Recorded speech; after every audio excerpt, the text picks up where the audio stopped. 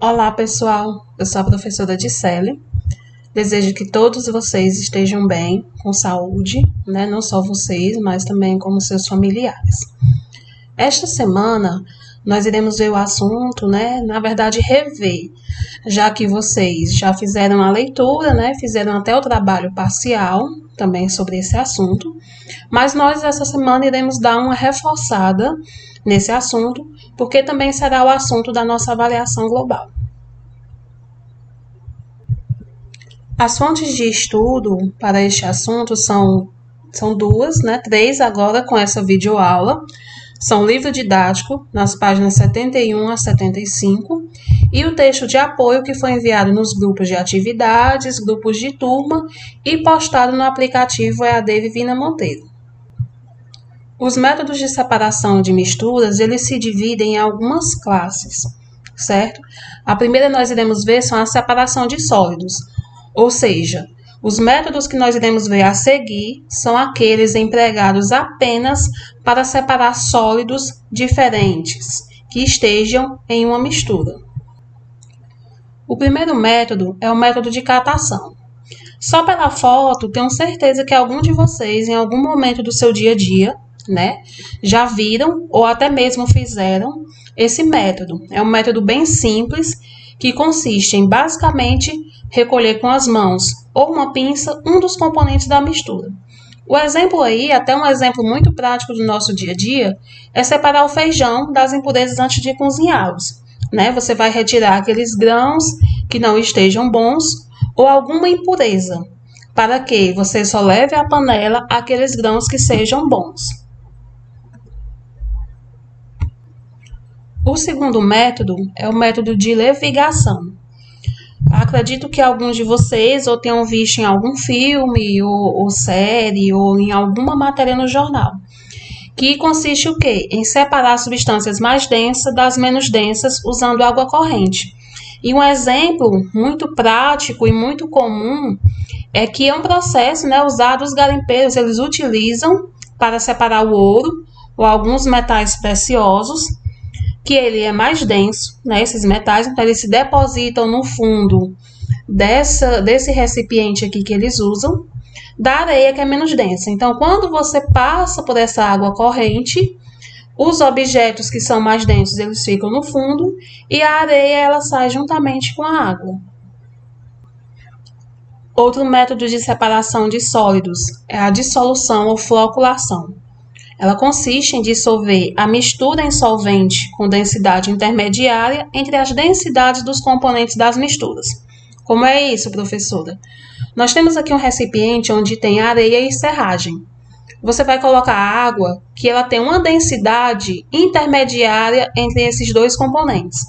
Então, a partir do momento que você coloca a água nesse recipiente, a serragem, que é a menos densa dos três, ela vai ficar na superfície. A água, que é a segunda com densidade maior, vai ficar nessa região intermediária. E a areia, que tem a maior densidade dos três, se deposita no fundo.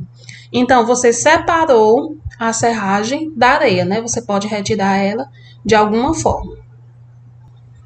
Outro método de separação de misturas é a peneiração. Separação de sólidos, na verdade, né? Separa sólidos maiores de sólidos menores, ou ainda sólidos em suspensão em líquidos. Este exemplo também é um exemplo muito comum no nosso dia a dia, né? Vocês já devem, com certeza, terem visto. Os pedreiros, eles utilizam, né, essa peneira para separar a areia mais fina dos grãos mais grossos, né? De grãos que não podem, não devem estar ali naquela areia para aquele fim que ele deseja utilizar. Outro método de separação de sólidos é a separação magnética. É usado quando um dos componentes da mistura é um material magnético. Com um ímã ou eletroímã, o material é retirado.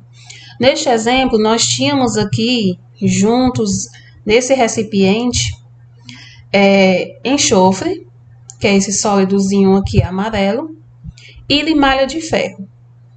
Com isso, se eles estivessem bem misturados, não tinha como você retirar de alguma forma, ou colocando água porque o enxofre iria se dissolver, ou utilizando outros métodos. Então, o método utilizado é a separação magnética. Você pegou, né, no caso aqui o exemplo, a pessoa pegou o ímã, certo? Passou aqui pelo recipiente, onde ele estava misturado com enxofre, e óbvio, por ser um material magnético, ele foi atraído pelo ímã, né? Então, essa é uma forma muito utilizada para separar algum metal, algum material magnético mesmo, de areia, de enxofre, de outro pó que estejam misturado com ele. O próximo método é a ventilação. É usado para separar dois componentes sólidos com densidades diferentes. É aplicado um jato de ar sobre a mistura. Então, nós temos aqui um exemplo. Vamos supor que nessa máquina aqui esteja passando arroz e palha. Então, aqui nós temos uma turbina que ela está gerando jatos de ar saindo por esses percursos aqui, por esses caminhos. À medida que o arroz e a palha vai sendo passado por essa esteira, o ar que está saindo desses caminhos aqui dessa máquina vai retirando a palha e caindo apenas o arroz aqui para dentro, que é o que ele quer recolher. Então, também você pode utilizar, não sei se algum de vocês já viram, às vezes quando tem arroz e palha, que a pessoa pega um recipiente ali de plástico e ela joga assim para o ar, né? Como se fosse uma forma daquele vento, algum ar que tivesse ali presente, algum jato de ar que tivesse ali presente, retirasse aquela palha, né? Isso seria um método manual. Mas em larga escala, geralmente utiliza-se uma máquina. Dissolução fracionada. Consiste em separar dois componentes sólidos, utilizando um líquido que dissolva apenas um deles. Dissolução, né, pessoal, é uma palavra que vem de dissolver. Então, nós temos aqui açúcar e areia. Supor aqui que seja um copo ou um becker. Então, para separar a areia do açúcar, o que é que ele vai fazer? Ele vai colocar a água, certo? Nesse recipiente. Dissolve-se o açúcar em água. Você pode ver aqui como for separado a areia. E o líquido aqui está a água mais açúcar, né? O açúcar ele dissolveu na água. Então, a areia ela não se dissolve, então ela fica solta aqui nessa solução, nesse sistema. E pode-se filtrar a mistura separando a areia, que fica retida no filtro da água doce, né? Aqui está errado. Pode-se evaporar a água separando a água do açúcar. Então, aqui, se ele quer retirar a areia e o açúcar, ele teria que utilizar dois métodos, né? Primeiro a dissolução fracionada e depois a evaporação, que nós vamos ver logo a seguir. Todos esses tipos de separação que nós vimos até agora foram formas de separar sólidos, né? Um ou mais sólidos. Agora nós iremos ver métodos para separar sólidos de líquidos. O primeiro método de separação de sólido de líquidos é a sedimentação. Ela consiste em deixar a mistura em repouso até o sólido se depositar no fundo do recipiente, né? Ou seja, ele deu um exemplo de água mais areia. Se vocês, até um exemplo prático, vocês podem fazer no dia a dia, ou então vocês com certeza já devem ter observado, ou já é algum conhecimento inerente que vocês têm. Se pegar um copo com água e areia, você mistura, você vê que a partir daquele momento que você está misturando, a água fica turva. Você para de misturar água e areia, deixa o copo lá em repouso e a partir de um certo momento você vai ver que a água ela vai começando a se depositar no fundo do recipiente, no fundo daquele copo. Com o tempo, se você for ver, com certeza aquela água já vai estar mais límpida, né, em cima, e a areia depositada no fundo. Esse é um método chamado sedimentação.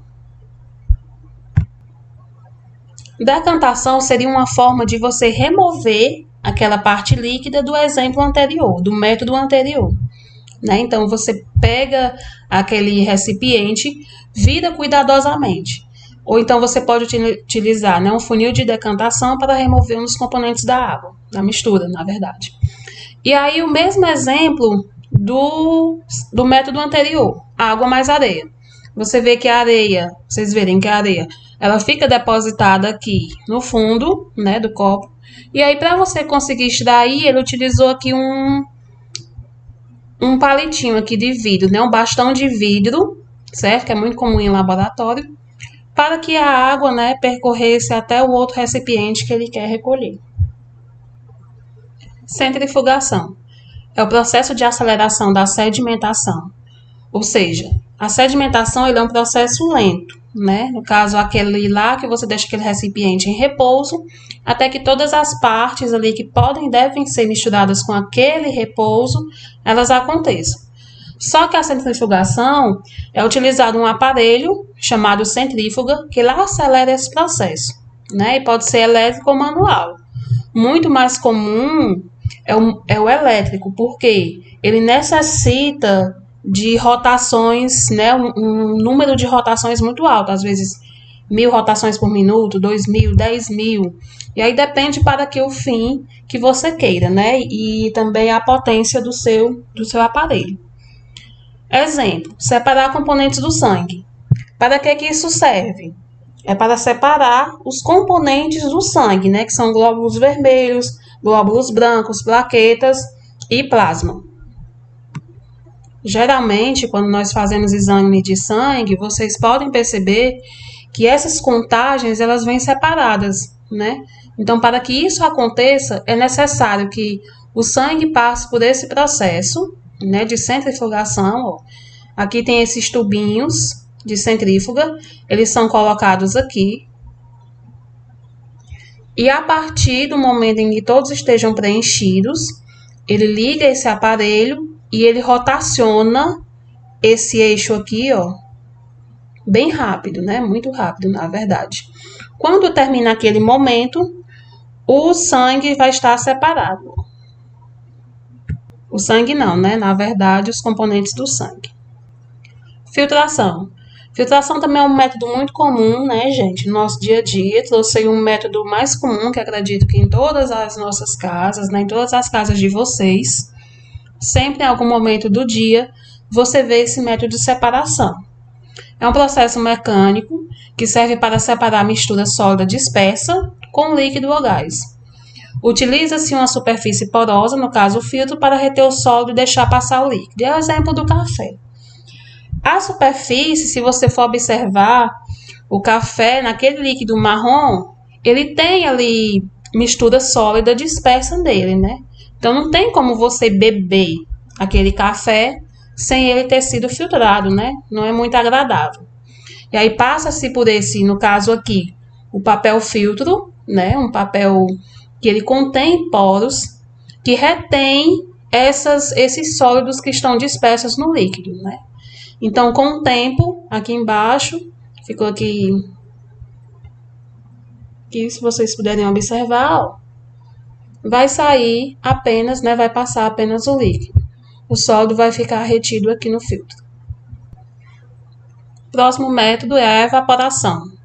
Ela consiste em evaporar o líquido que está misturado com o sólido. Lembram lá do exemplo que eu dei de dissolução fracionada? Que foi a questão do açúcar e da areia, né? Você coloca a água lá, e aí, junto com o açúcar e com a areia, o açúcar vai se dissolver na água. Você tem como separar esse líquido da areia, e depois, se você quiser separar a açúcar da água, você pode utilizar esse método. Ele consiste em evaporar o líquido que está misturado com o sólido. Aqui um exemplo, aqui no exemplo da foto, água mais sal de cozinha, né? Aqui são as salinas, onde é extraído, na verdade, né, o nosso sal de cozinha. A evaporação é um método que é para ser feito em temperatura ambiente, né? Na verdade, é para ele ser feito bem lentamente. Então, aqui nós temos uma água, aqui é como se fossem umas piscinas rasas, né? Tem a água do mar junto, né, com ela tem o sal. E à medida que o tempo vai passando, essa água vai evaporando com a ajuda da temperatura ambiente e de ventos, e com isso resta o sal. Estes últimos métodos de separação que nós vimos foi para separar sólidos de líquidos. Agora nós vamos ver como separar misturas homogêneas. O primeiro método de separação de misturas homogêneas é a destilação, né? Então, consiste em separar líquidos e sólidos com pontos de ebulição diferentes. Os líquidos devem ser miscíveis entre si. Então, ele dá exemplo de água mais álcool etílico ou água mais sal de cozinha. Vamos tentar entender aqui o processo. Esse processo geralmente é feito em laboratórios, né? Porque, como vocês estão vendo, requer vidrarias, né? Vidrarias específicas. Então, nós temos aqui o balão de destilação, que nele fica a mistura que você quer separar. Vamos tomar como exemplo a água mais álcool etílico. Então, nós temos aqui a entrada de gás, né? Um bico de Bunsen aqui é uma chama que está sendo aplicada nesse balão para que essa mistura que esteja aqui dentro, ela passe por um aquecimento. Ao passar por um aquecimento, a substância que tiver o menor ponto de ebulição, relembrando que é ponto de ebulição, é a temperatura em que uma substância ela passa do estado físico líquido para o estado gasoso ou de vapor, né? Então, entre a água e o álcool etílico ele tem temperatura, ponto de ebulição menor. Então, é ele que vai evaporar primeiro, né? Vai passar do estado líquido para o gasoso primeiro. Então, esse gás que é formado, ele entra aqui vocês verem, está vedado, né? Então, ele vai fazer esse percurso aqui, o gás. Esse instrumento aqui é chamado condensador. Aqui pela imagem não tem como vocês verem bem, mas aqui ele tem um caminhozinho aqui no meio dele que é isolado dessas partes aqui do lado. Então, o vapor ele vai percorrer esse caminho aqui central e aqui ao lado, ao redor dele, esse caminho que eu tô falando, né, essa parte aqui, ela é isolada desse outro, certo? Então, esse outro aqui, você vai passar uma água para resfriar. Para que é isso, professora? Como o próprio nome diz, condensador. Ele vai transformar esse vapor em líquido novamente. Então, à medida que essa água de resfriamento entra aqui, esse vapor, ele vai voltar para o estado líquido, porque está passando por um resfriamento, e vai ser coletado aqui nesse erlemário. Então, basicamente, o processo de destilação é esse, né? Falado para vocês de forma bem simples. Então, lembrando, como o álcool etílico ele tem um ponto de ebulição menor, ele quem vai evaporar primeiro, né? Tem um ponto de ebulição, ele vai ebulir primeiro e vai ser coletado aqui no erlemário.